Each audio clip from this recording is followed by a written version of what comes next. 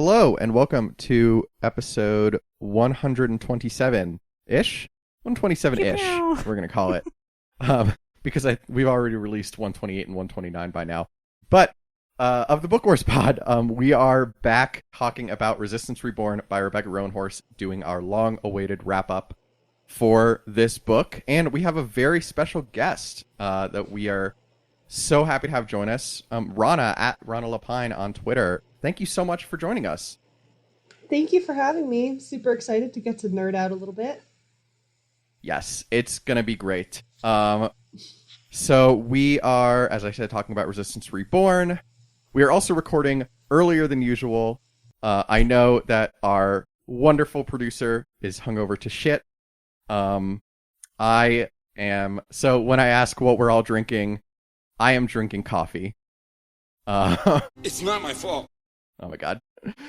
Is it? It's kind of your fault. It's a little your fault. It's not my fault. This is beer. I got a beer. Not your fault. Big Hazy Cane Hazy IPA. Oh yeah. 6.7%. It is 11:20 a.m. From our good friends at Migration Brewing, which is the reason I'm hungover. But I love it's it. I love and fine. respect I had 2 cups of coffee already, so I've been up for a while. It's fine. And let's not ignore that it's your birthday. You should be drinking. It is Kristen's birthday. Don't think we forget. Unfortunately. Sorry to put you out there. But... No, it's all good. Thank you. I love Star Wars. That's how much I love it. Said Miranda, with enthusiasm and happiness. I know. Miranda, are you drinking? What are you drinking? I've got some water. Okay, well, it's a little early for me to be drinking. I've been drinking a lot of beer the last couple of days, so I'm gonna pretend to be responsible for an hour. I'm so sweaty. Okay, great. Chris, are you drinking? You're just drinking regular coffee? Is it from somewhere? I'm drinking coffee. It is from the beans are from Boxcar Coffee Roasters in Boulder. See? They're great. Yeah, that's what I got. Rana, are you drinking anything this morning? Nothing exciting. Last night I was drinking exciting things, and so now I'm drinking a probiotic tea. Oh, Ginger, I love peach, and turmeric. That's very my exciting. stomach is not excited by quarantine wine socialization and the hazy fire smoke out on the balcony. So, it wasn't quarantine wine like prison wine. I'm not going to go blind or anything. It was regular wine. Yeah, it was actually more. Actually created behind a toilet. Yeah. Right, yeah, thankfully not. It's not, if things get worse, we'll see. But, so now I have some nice probiotic tea here. I love it. Any location is a winery if you believe.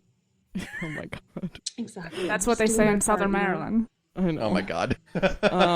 Yeah, I should just be drinking kombucha is what I should be drinking, but here we are. Why not? Oh, I'm also drinking a pineapple Spindrift, which is my least favorite Spindrift flavor, but it's a cold water that was in the fridge, so There you I will go. be drinking it. It's a little sweet for me. I think pineapple's a little sweet. I like it if I water it down. Anyway, okay, I'm turning myself down now. Enjoy your Star Wars. Awesome. So we are all doing great this morning, as is very clear. But let's talk about Star Wars. And so obviously Resistance Reborn, we talked about it for a few episodes. We talked about what kind of it does with the characters, how it takes place between Last Jedi and Rise of Skywalker. But we haven't really talked about it and Rise of Skywalker like as an entity. And like obviously this was released as the quote-unquote Journey to the Rise of Skywalker publishing line. And how do people feel about it? Like, what did it make... Well, I cannot talk this morning. Did it make you like Rise of Skywalker more? Did it make you like it less? Did it feel completely unconnected? What are your thoughts? Rana, would you like to start as our wonderful special guest? Sure, thank you. I'm always happy to yell out my opinions, as anyone who follows me on social media knows. Yeah, I was not a huge fan of The Rise of Skywalker, and I felt like there were a lot of things that I was confused about in the film I would say one point of that was answered by the book. But then there were other things that seemed like, I don't know, I don't want to be too critical. And it's not on Rebecca Roanhorse, it's totally not on her.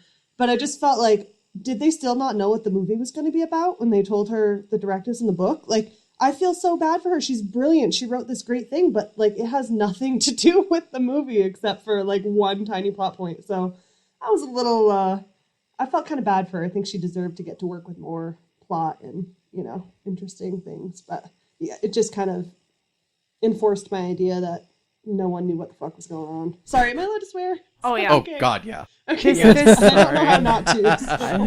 This podcast is not safe for children, so. No, Okay, it's yeah. not. Sorry. I guess if should we have- started off talking about hangovers, it's probably fine. Yeah, it's fine. Everything's fine. Yeah, we jumped the shark long ago. Okay, cool. Just want to make sure before I get out of myself. So yeah, it just reinforced that for me. But overall, like, good, but those issues have nothing to do with Rebecca Roanhorse. Yeah. Can I ask which plot point you found that actually matched up? Yeah, just like, where did all these people come from in the end when they because I was like, what, like, why are the last movie no one responds and now all of a sudden miraculously you have thousands of people show up at once. And See? at least now I have like a little tiny bit of canon to say, oh, that could be why. Like, there's one line that Poe says of, we'll call on you when it's time, or something like that. And I was like, okay, that's the connective piece, I guess. Yeah, see, that was actually one of the things I was confused about, like, reading this and then thinking back to the movie, because, like, obviously a big part of Resistance Reborn is, like, trying to rebuild the Resistance and recruit people, you know, for the cause. But then they're just nowhere to be found through most of the Rise of Skywalker, and it's like, oh, we're gonna go try to get Lando and some other people, because there's nobody out there. It's literally 3 people. And then, like, everybody shows up Yeah. somehow, and it's like, did Lando convince them all to Well, come? and I feel Why- like it made some things that were exciting in the Rise of Skywalker. Well, one thing I was like, I'm definitely like focused on original trilogy in my Star Wars nerdiness, which I guess makes me less nerdy because it's like the most mainstream version. But I was so excited. One of the only things I really enjoyed in the Rise of Skywalker was that Wedge Antilles shows up, and I was like, oh my god. And then I think I would have been more worried about him in the book if I read the book before the movie, but I wouldn't have been as excited in the movie that he shows up because I was, yeah. But, you know, not a major point there. Yeah, for sure. I was another, like, it felt like this book was like not like, I totally agree with you. It didn't feel like they had figured out the movie entirely when this book was being written. And like, it confused me why Lando wasn't in this book, other than to like keep the like impression that this was the first time he'd had contact with the Resistance, but also Leia knew how to contact him in the movie. So like, I'm kind of unsure about that. And this kind of goes to, and we've talked about Rise of Skywalker at length in the past. I don't think they knew what to do with Lando in that movie besides just have him in it. I mean, they couldn't even figure out a new costume. Yeah. Okay. Thank you. Like, Thank you. I wanted new capes. Yeah. Oh God, it's so real. I have so many thoughts. Sorry. I don't want to be too critical. I told myself I wouldn't be that person. Oh, No, we hate Rise we of are Skywalker on we are this not podcast. a huge Fucking pro God. Rise of Skywalker. We're pro all Star Wars, but Rise of Yeah, Skywalker exactly. had some things. But yeah, like it didn't feel exactly like you said. It just didn't feel very connected. I liked that they threw in a line about like, hey, are you going out with Rose? No, it was just heat of the moment, which was like, fine. I'm still bitter that Rose was cut out of Rise of Skywalker for the most part. Yeah. So like, I almost wish that they had stayed together, but it's fine. We talked on previous episodes about how basically Rebecca Roanhorse said, as like when this book came out, there was only one thing that JJ told her that she had to take out or couldn't put in. And our theory is that she made Finn and Poe gay in this book. And when she was told that she couldn't have them be gay. She just literally took like one paragraph out and left the rest of it in. There's a lot of like exchanging emotional glances and hands on the shoulder, which not to say male contact is automatically homoerotic or something, but at the same time, like there, yeah, I see some subtext there for sure. It's super gay in this book. Like everyone's like, oh yeah, Poe is just gonna take Finn to the dance, you know? But see, that also makes me think that like nobody, you know, just to verify, like nobody knew what the fuck The Rise of Skywalker was gonna be about, because it's almost like, oh shit, she wrote Poe and Finn as being super gay. We gotta throw in a character and a film to show you that Poe is definitely not gay. I would presume they must have like, I totally forgot what I was gonna say. I presume that's why Rey isn't really a big part of the book, because they were like, well, we'll find out what happens there in the movie. I feel like they just didn't know where to go with that. Yeah, I'm totally with you. Like, it's interesting because, so, like, I'm just thinking back to, like, so JJ was announced as the person who was going to do 9, like, right before Last Jedi came out, I think. Mm-hmm. And... No, I think after, because it was partially... Sorry. Was it after? No, go. I think, I mean, I don't know for sure, but I think it was after, because a lot of people were probably incorrectly theorizing that part of it had to do with the backlash of all the people who hate it, which...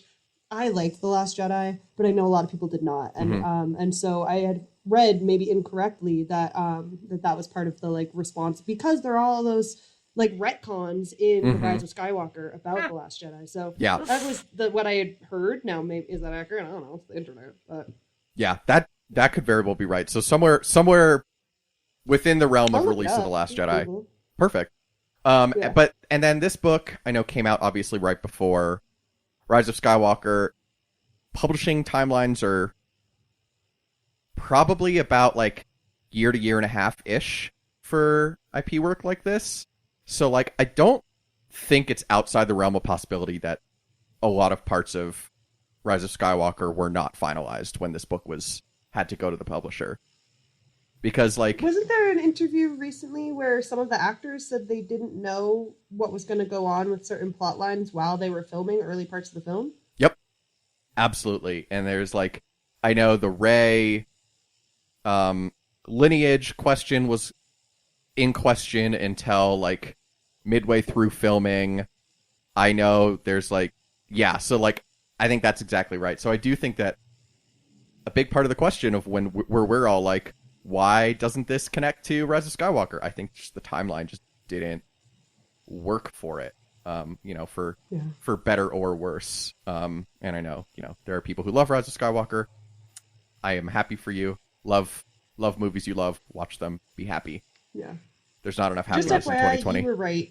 Oh, was I? You were right. I was wrong. Yeah, it was September of 2017 that they announced it. Okay. So, right. So that's it's within like a month or two. We were both close. Okay. No. We also love The Last Jedi on this podcast. Yeah, I thought it was really good. It's a great film. It's fun. It was very enjoyable. Glad to be on a podcast with you three and not some people who may feel very differently. It's fine. Yeah, not just a bunch of like bros, not #not my Luke Skywalker, etc. To be fair, I don't think they read a lot of books, so they probably wouldn't have this podcast. But accurate. Sorry, maybe that's too harsh. Oh God, no. Yeah, No, I don't think you'd come to the same conclusions if you read. We don't really have anything. What you would call limits on this podcast. Yeah. But yeah, so another thing that I wanted to talk about in this book is Leia, because we get a lot of Leia in this book, and we talked in previous episodes about how like the Leia depiction fits with how we've seen her in the past, and also she's just extremely tired, like very worn out, like kind of at the end of her rope as we see her at The Last Jedi with her, the galaxy has lost all hope and she's trying to recover from that.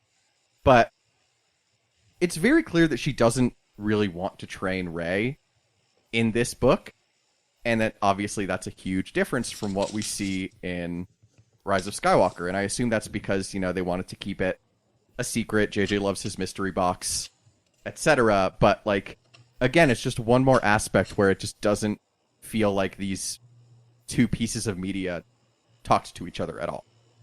Yeah, I really liked the way that Leia was portrayed in this, just because she was so human, which I guess is a relative term in Star Wars, but just in the sense that, you know, she was able to be sad at moments and be like, you can just feel her exhaustion, as you would expect after that long of, you know, blow after blow.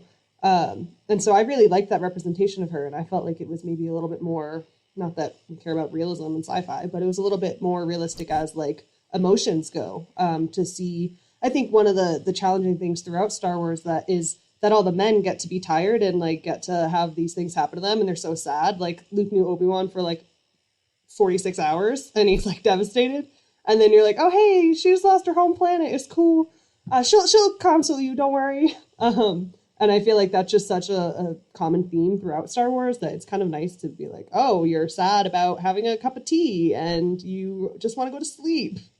I mean, I feel that way now, and it's just been a couple months of this pandemic, so I can't imagine that life. Yeah, I have a bad feeling about this. I think we touched on it in one of our, like, during the book episodes, but this is literally the first time we get to see her, like, actually process any emotion. And it's, yeah. I mean, it's wonderful, but also, like, what the fuck? Like, we only let her, you know, feel her feels at what we now know is the end of her life. Like, Congratulations, you It made it did to your make me want 60s. to go- You can have feelings now. It's over now. Yeah. It made me want to go read Bloodline, which I never read, to see if it had that same sort of, I've heard mixed things about it. And I wanted to see if maybe it had that same sort of humanizing, like, oh yeah, people have feelings and it's not just like plot. Mm-hmm. Like development, I guess is the word there. But yeah, it made me like kind of interested to go read that, just to see a little bit more of that, get inside of her head a little more. Yeah, absolutely. And Bloodline is something that we read for any listeners who want to read. I want to say it was episodes 4 through 8 of the podcast, so way back in the day. It was. But yeah. I just checked, Chris. That is right. 4 through 8. Yay, that's like I the have only some one I listening remember. to do. That's the only one I ever we- remember the episodes, because like we just talk about Bloodline all the time. I was gonna say, I think we were all fans of Bloodline, if I'm remembering correctly. It is Claudia very... Gray is good. It's interesting because I want to reread it post Rise of Skywalker, because there are parts of it that don't make sense now. Particularly parts where she's talking about how she never became a Jedi. But you do get you get the backstory between Leia and Ransom Casterfoe in this book. You get kind of just the formation of the Resistance and what led Leia to do it, and you get, like, obviously as a book about Leia, you get a lot of phenomenal Leia characterization. Claudia Gray is unmatched in her writing of Leia for whatever people think about the plot of the book. So yeah, definitely recommend. I have some listening to do. And reading, but, you know, why not both? I mean, yeah. Por qué no los dos? So let's talk about some of the other characters and like how we felt like they were portrayed in this versus in the movies. And obviously Rise of Skywalker is the big one, but also the other movies. Like, so Rey, we don't get a lot of Rey in this, but she is like 1,000%. Like, obviously she's not Han's actual daughter, but she is Han's like metaphorical, spiritual, whatever you want to say. She has Han's personality in this book. Like, from the Han system, or the I don't even remember what planet she said they were from, but in the Han system, and like being so happy with herself with this terrible excuse that nobody bought. Very A New Hope vibes, to just her like kind of unpolishedness in this book, I want to say. You know, she's very learning as she goes, which I feel like is something that's kind of quintessentially Han Solo, that we don't give that latitude to a lot of other characters, particularly female characters. Everything's under control. Situation normal. But yeah, what did y'all think? I think I agree with that. And, you know, I think that's, you know, if we want to talk about Leia having space to feel her feels, like, I think there's something kind of similar going on with Rey. You know, in The Force Awakens, The Last Jedi, like, it's all plot. There's some kind of evil. She's trying to learn from Master Skywalker and having some weird Force visions. But this one is like, okay, shit, like, what am I actually doing? Like, now that there's not, an immediate crisis, like, she's left to kind of figure it out, and that's a lot for anyone to handle. But especially when everyone's like, oh, hey, you have the Force. Can you save us? Yeah, I think it was helpful because so often, we see people who just automatically, like, not in Star Wars, but in, like, fiction in general, people just instantly mesh with the group and they're 100% in there and they know everyone and they're dependable immediately. And it was nice that there was a little bit of, not friction, but just, like, she was lingering on the edges of things. She was trying to fit in. And it was just nice to see that, I think, when so often it's like, you have magical abilities, you can do anything. And I think in reality, it would probably be quite a culture shock, right? To all of a sudden have this moment where she's able to be a part of a, like, crumbling resistance. So, yeah, I liked that depiction for sure. And I do like what you said about, she's sort of learning on the go. And, I don't have more to add there. That was a little awkward, but you get it. No, for sure. And one thing I love about this book is that you really get the feeling that, like, 2 weeks ago or however long, a very short amount of time ago, she was on Jakku living in her bombed out AT-AT. Like, you get the feeling of, like, the really compressed nature of the timeline of the first two movies from this, and how, even though we know her as an audience because we got to see her interactions with Luke and with Kylo Ren when she was on Octo and when she was on Snoke's ship, like, everybody else doesn't necessarily have that, and so she's kind of an enigma to everybody else, and I felt like that came across really well. And then we, of course, have Poe, who is in many ways the main character of this book. There's a lot to say about Poe, but I just love how it's now canon that Poe is obsessed with his hair. Yes. He has great hair. I just kept underlining, and I never write in books, but I did before this. It's erasable, don't worry. I kept underlining all the references to his hair. I was like, all right, I get it. If I had curls like that, I would do the same. So, Miranda, you were about to talk. Go. No, I thought I had a thought, and then I took the deep breath in to say the thought, but then I didn't have one, so I'll just reiterate that he does have great hair. Everyone knows it. And it's nice to see there's a brain under it, right? Like, Apparently. I think he's so often depicted as, like, he gets called that in The Last Jedi a bunch of times as, like, a trigger-happy flyboy, which is fair. Like, we like that, too. But it was nice to see some introspection, I think, and a little bit of self-doubt and all of that. I thought it was useful. As a self-doubting person, I was like, yes, this is what I want to read. Yeah. We saw that, and we also saw him, like, thinking through decisions, which was new, because, all the content we've gotten before, it's just like, if I click this button, something will go boom. And I like making things go boom, and now it's like, okay, strategizing, like, getting out of the party, what's it called? Auction, whatever was going on. That turned into a real bad time. You could see him like, okay, like, here's what we need and here's what we have. And, like, how do I make those match up? And we've, it's just something we hadn't seen before from him. And I think it's, like, fantastic. It gives him depth. It shows him maturing. Shows him showing off his hair. Yeah. And one thing that Poe's arc in this book does is it lets us look at redemption in a way that doesn't center Kylo Ren. Thank you. And because, he talks and he has that very brutal conversation with Maz where she's like, yeah, I don't know that I trust you to do it right at this time, so I'm going to keep my powder dry on this one for joining the Resistance. And it's like, it kind of gives us this question of, like, we know Poe's a hero. That is unquestionable. But we also know that he fucked up. in The Last Jedi, and he knows that he fucked up. Like, that's not something that he would argue with.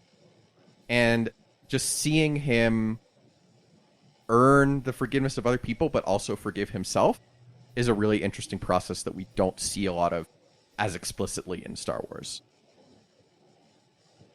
Yeah, and I liked that people questioned him, like you said, with Maz, or that scene, I forget the guy's name now, but the older Resistance member who really wants to, like, throw down, you know, and blame him for everything that's happened. I was like, all right.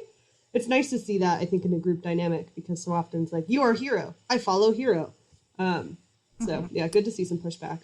And I think that is also something that is obviously influenced by, like, our perspective. We know, the readers, the viewers, the fans, we know Poe's a hero because he's marketed as such.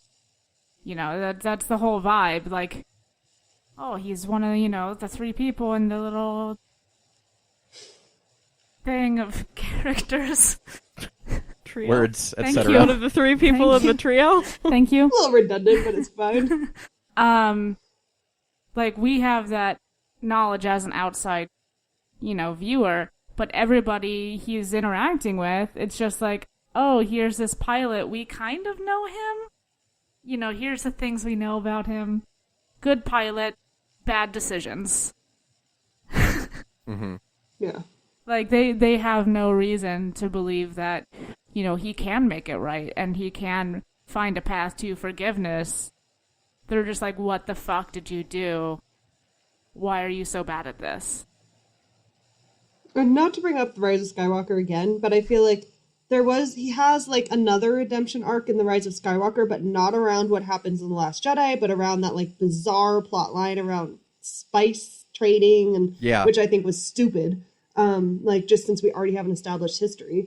But at the same time, I feel like, well, look, here's what we could have done with redemption in this movie, right? As opposed to needing to add this, like, bizarre plot line about drug trafficking. Like, I don't know, it seemed very out there. And so I kind of like the fact that, well, we had the road set for redemption already. There were plenty of other struggles that could have happened. Yeah, and absolutely another way in which it just didn't feel like Rise of Skywalker was connected really to either Last Jedi or Resistance Reborn in a lot of ways, because it just kind of ignored that, but then, like, gave Poe that weird backstory, and then he and Finn were arguing were, like, very mean to each other for no reason. It was very weird. But yeah, and so I think Poe obviously, like, is one of the main characters of this book, and so gets the most depth, but he is we see a lot of different layers to him that we don't see in the movies, for sure. And I just love that Poe, much like Oscar Isaac, knows exactly how attractive he is. Just the best. Just keeping it realistic, you know? It's good to be self-aware. Noopa, noopa. Oh my god. Sorry, the weird Ewok noise just completely took over anything else that was in my brain. That's why I'm here. Exactly.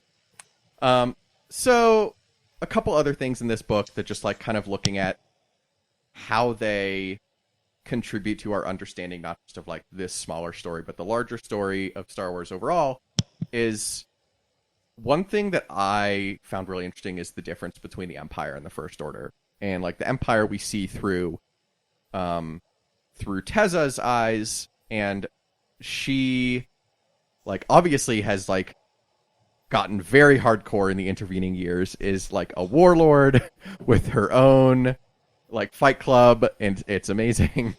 But we also see the First Order, and, like, I feel like we have the feeling of the Empire from the original movies and from other books that we've read, that they're very bureaucratic, and, like, it's a lot of kind of the classic people were doing bad things because they were disguised as not doing bad things, like they were disguised as, like, paperwork and all that shit.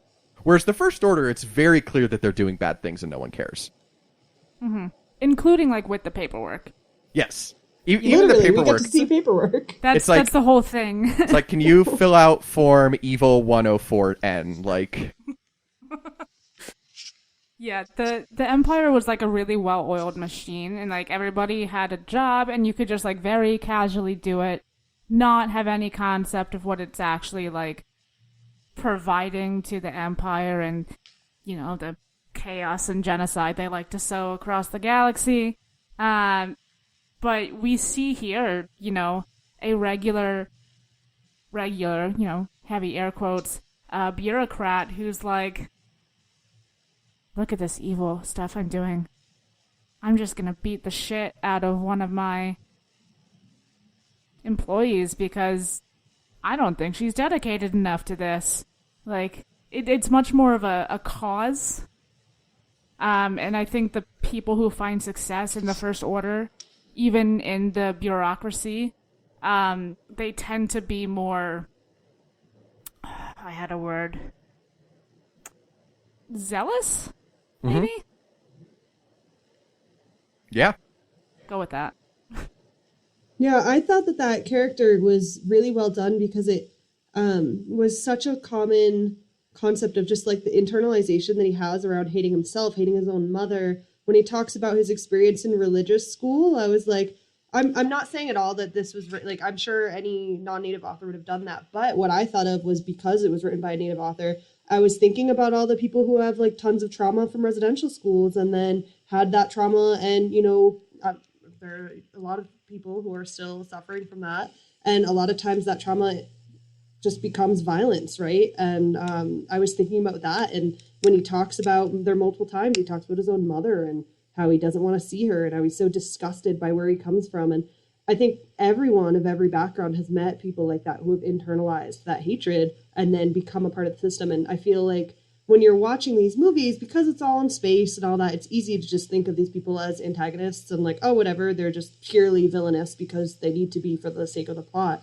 But to see and say, okay, this person is the way they are because they've been, within this system and they have now learned, like, they had the worst part of themselves come out as a result of that. It exacerbated whatever evils were already inside of them. I just felt like it made it much more realistic in a kind of chilling way, because you can just see, like, people are doing that shit literally right now in this very country, right? So I'm not going to get political on this, but just to say, like, people follow systems. Yeah. 100%. And I think, and that's one thing that we mentioned a few times in previous episodes, and then of course I forgot to actually put it on the outline because I am dumb. But, like, this is a book in many aspects that, like, you can tell that Rebecca Roanhorse, being who she is, being somebody who is Black and Native and comes from those different backgrounds, could really be the only person to write a lot of these storylines, whether it's the colonialism aspects of Ryloth and kind of the collaborator versus resistance aspect of that government, and also with Brat and how he allows himself to be co-opted within the system. She puts a lot of herself and her knowledge of the world from, her very specific and unique kind of intersection of what she's been able to see in her life into this. And I think that's just such a value to understanding Star Wars, because it fits here and it gives us this added insight. Yeah, I think even in some positive ways too, like when she talks about all the desert landscapes, you can just tell her love of the desert. Like, I don't know, I don't come from the desert. When I think about the desert, I don't think of it as this like beautiful scene, but she just writes it in this way that shows, her own joy and love of that landscape and that ecosystem, which I just think is nice to have that additional personalization of everything, including a world, including climate. I thought she brought that really well too. Yeah, absolutely. I've been talking a lot. Miranda, Rana, do you have any other larger points that you want to talk about, that you want to bring up? Oh, that's a good question. I do I have thoughts? Who's to say? It is too early to have thoughts, to be fair. I'm really fascinated by the collective as a group in this book. And, you know, maybe this is something for like a different episode, just like on Star Wars as a whole. But the collective seems to be very much a third party actor, right? Like, we think of Star Wars and it's like the rebels against the Empire, you know, the separatists and the Republic, First Order, and the Resistance. But, you know, here's this other group that's kind of coming in and really impacting both the Resistance and the First Order by, like, getting their hands on this, like, very, you know, super special top secret document, in, like, the power that they wield by being able to do that. You know, they're definitely influencing it. Like, they're taking money from a bunch of people and kind of bending the story of, like, that party to their will in a way that we haven't seen a whole lot. But that's also maybe me getting nerdy about political systems. So, who's to say? No, I think... No, sorry, go, Rana. I was just going to say, I think you're right. I felt that way about the, I've already forgotten their name, I'm sorry, but the group on Ryloth and their like, defense, you know, it helps remind us that these things that we see and read about, they're not just happening in a giant universe, right? They're happening to individuals and cultures and entire groups of people on these planets as an impact of, and the fact that they wouldn't all necessarily immediately want to risk their lives for the sake of the rebellion, right? Like, I really appreciated that because it's nice to be able to see that, yeah, you know, life is going on in some terrible ways for people while we're seeing this story. And that's something I think of often in Star Wars of like, oh, we saw this thing crash onto a planet. Hope nobody was there. And so to see, oh no, there are real impacts, was nice, I think. Maybe not nice, but added some dimension and some layering there to really build these other, like you said, third-party systems who are just trying to make things work for their people, keep their people safe, and maybe don't want to be a part of the bigger war. Mm-hmm. And yeah, that's exactly the thing, you know. It's like, we think that your cause is good, and like, obviously they support it at least a little bit, even if it's just supporting Leia, but like, there are bigger, more pressing issues for us. Like, we're trying to survive here. We don't have the luxury of being able to focus on this larger war when danger is at our doorstep. Literally in this book, they come to pew pew everybody.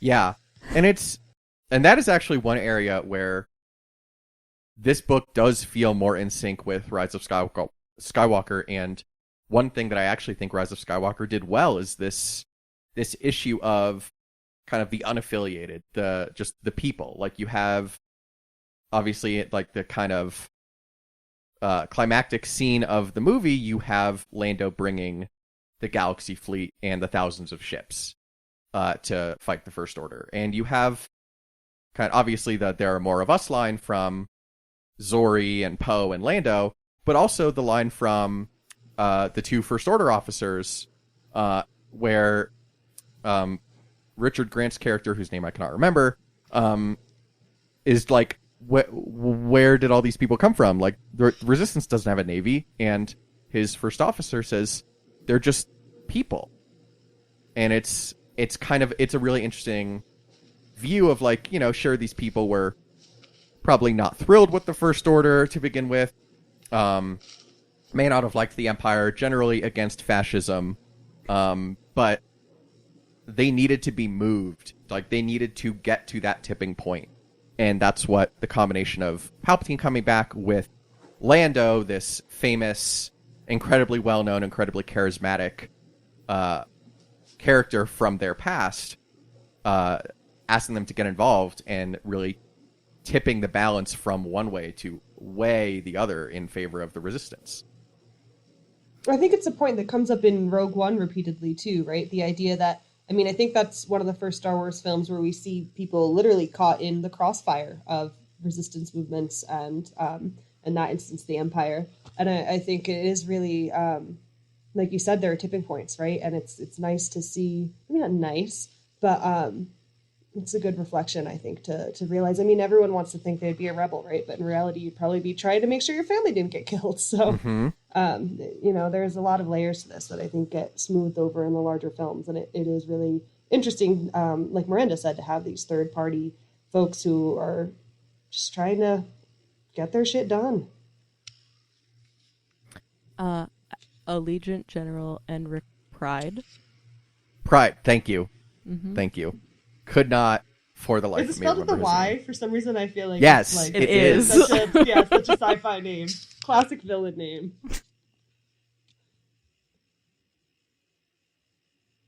But yeah, so like, and that's one area where it did feel like there was connection to the credit of J.J. Abrams, who we have fairly been shitting on, but One in a row. He's got millions of dollars. He'll be fine. I It's not like he's listening to this. that's how I always feel about people who like just stand these like very famous and very rich people. I'm like, they're fine. No one's taking their money back. And frankly, like, if you're a content creator who's getting paid that much, you need to be able to take criticism if you somehow hear it. So you'll be all right. Exactly. Miranda, I don't want you to forget your point about having two functional parents in Star Wars. Oh, Yes. I think that was Kate's point, but also Oh, great. I just assumed it was you. it But, might have yeah, been. I'm I sure don't it know. was Kate. I copied it, but I agree. So someone should explore that since I'm not on this podcast. Yeah. So, and I mean, I think functional is maybe a strong word here, but you know, one of the things we do see in this book that's also different from most other Star Wars things, there are two parents for Snap and his wife. Because his mom is still around, she marries Wedge, they have their little farm together, but they're both there, and they're both present. You know, like, obviously they're kind of all in this together like they were in the days of the rebellion. But we don't see it ever. And, like, I use functional loosely, like, Nora's still being Nora. You know, she's literally staring out the window. Except it's, when will my husband and I go to the war? But, like, they do parenting things. And they, you know, worry about, you know, Snap. They think about him. And it's just like, he has them in his life. Full stop. It's a novel concept for our Star Wars. Yeah, two alive parents is a rare commodity in Star Wars, to be sure.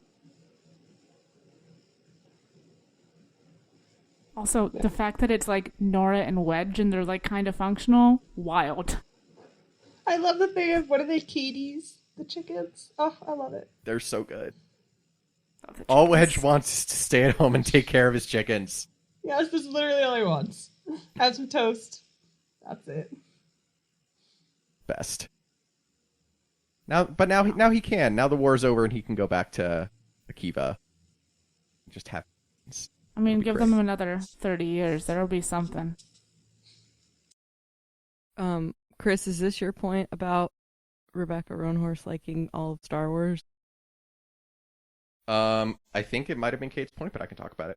Great. I'm just like, there's so much in this outline that we're not I know, talking we put about. a lot. Yeah, we've skipped Because around. it's all Kate's, I think. So, or a lot of it was Kate's. She was on our first 3 episodes of this, so Yeah. we wanted to make sure that we carried her points that she had for the wrap up through to the end, even though she is trying to teach the children and Indeed. and herself, I suppose. But yeah, and this is a good place to wrap it up and just kind of bookend our talk about this book. Is that one thing that just really comes through is how much Rebecca Roanhorse loves Star Wars. Like, she has obviously all of the deep cut original trilogy references she brought back General Raikan from Empire Strikes Back. She brought back the like weird eye patch alien that you only see in the background from Return of the Jedi. But then she also brought back tons of book references with Nora and Wedge. Obviously a continuation of the Aftermath trilogy. Lots of allusions to Bloodline, as we've talked about in the past. There's references to comics in a lot of the Poe Dameron comics. This is kind of a direct sequel, picks up right after where the Poe Dameron comic ends. And also Rebels and Resistance, where we get a lot of Ryloth. They talk about Cham Syndulla and Hera Syndulla. And they mention Castellan, which is obviously the setting of the first season of Star Wars Resistance. Like, she is just...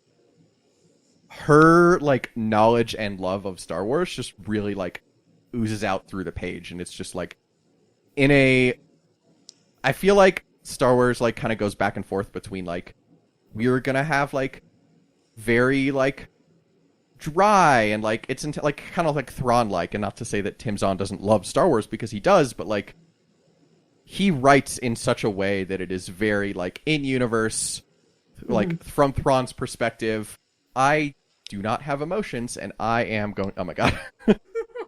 Sorry, I got distracted by Kristen bouncing up and down with her Thrawn bobblehead. He's our favorite blue boy. Sorry, what color is he, Miranda? He's blue. I want to ask. It's... Yeah, don't ask. I won't. Life is easier. For more information, listen to our Galaxy's Edge, A Crash of Fate episodes that were 128, 129. Yeah, technically after this, even though they already aired. In which Miranda doesn't understand how colors work. Yes, I went and changed the numbers, by the way, while we were sitting on this podcast. So this will be episode something, 129, right? Okay, fair. Is that right? Or something?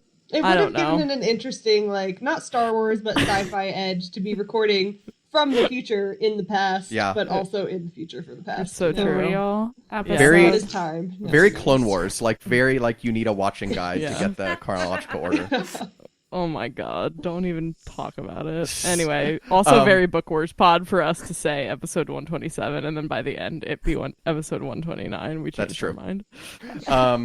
Maybe next week it'll be 130. It's okay. Exactly. Just keeping everybody on their toes, you know? But yeah, like, it's nice to see, like, especially from a new author who hasn't written Star Wars in the canon before, just that love really come through, and, like, that feeling that Rebecca Roanhorse is a fan first, and she's a fan who's, like, a fucking good writer, and, like, we hope she writes more, but, like, she's just, like, a fan who's, like, really enjoying herself, and that's really great to see. Mm-hmm. Yeah. I mean, she even puts it in her acknowledgement that she was excited to get to consume all things Star Wars with her family. I'm sure that must have been a fun prep. Maybe less fun when it's your work, but... Yeah. No, totally. Yeah. It seems like she still had fun, though. Like, this, in a lot of ways, and, you know, Rana, you were talking about it earlier, like, her descriptions of the desert, you know, that part was kind of a love letter to the desert, her description of it, but, like, this overall is a love letter to everything that Star Wars is. It's not just like Lando or, you know, the original trilogy. It's, like Chris said, everything. Like, there were throwaway lines, you know, referencing specific things that happened in other books that, like, I wouldn't have caught if I weren't on a podcast about Star Wars books. But, like, you can tell that she's, like, just consumed so much because why not? It's great. And it's like a celebration of it. Yeah. Yeah. I agree. I feel like that's what we need in Star Wars these days. Like, the fandom is very Star Wars fandom. We just need more, like, happy, like, celebration of Star Wars moments. Despite my earlier tone, I would agree with that statement. I know I add to that loud voice sometimes, but no, I agree completely. Oh yeah, I mean, we do too. We are all we are all Star Wars fans. This is our lot in life.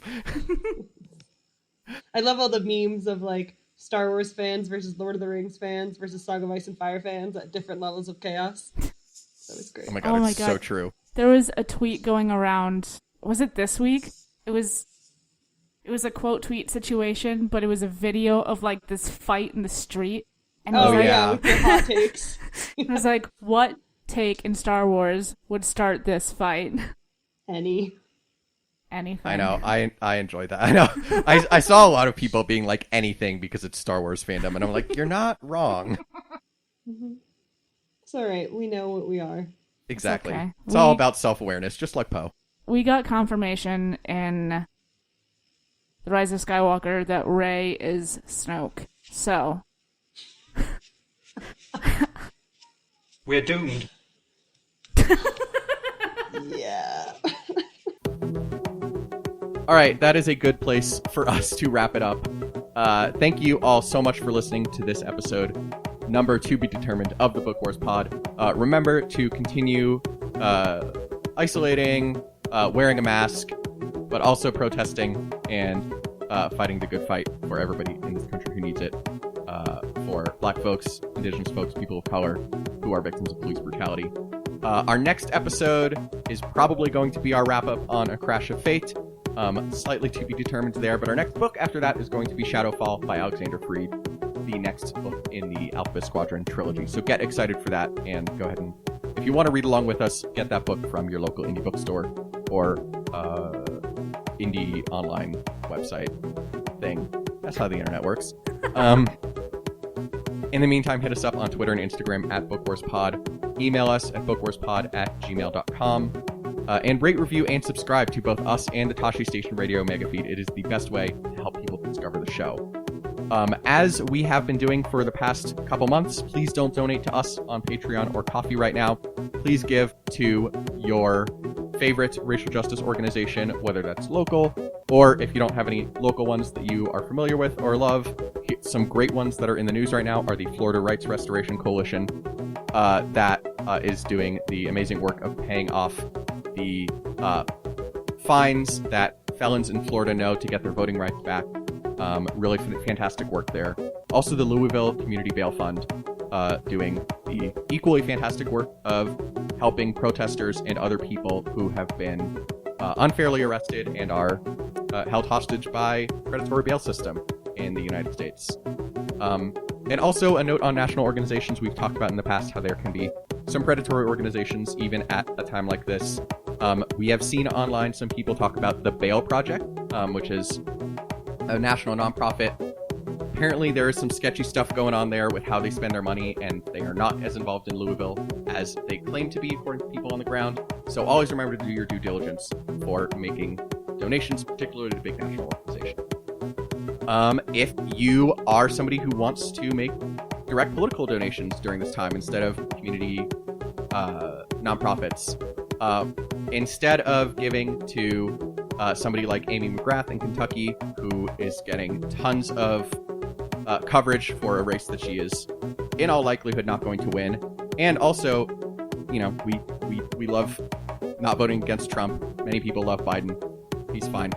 But instead of donating directly to Biden, who has an ungodly amount of money, there are 3 Senate races, really great campaigns being run by Black people to take back the Senate who are not getting attention and where your money can go a lot further. It's Mike Espy in Mississippi, Reverend Raphael Warnock in Georgia, and Jamie Harrison in South Carolina are 3 phenomenal campaigns to give your direct donation to as well. We also finally have a winner to our raffle, because I opened the document anyway, so we're just going to do it now.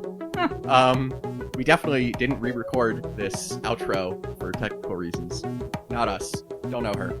But our raffle, thank you so much, first of all, to everybody who raised over $130 for great causes, from Black Lives Matter National, Black Lives Matter Los Angeles specifically, Black Girls Code, Dream Defenders, Liberty Hill, which is a Southern California tenants' rights organization.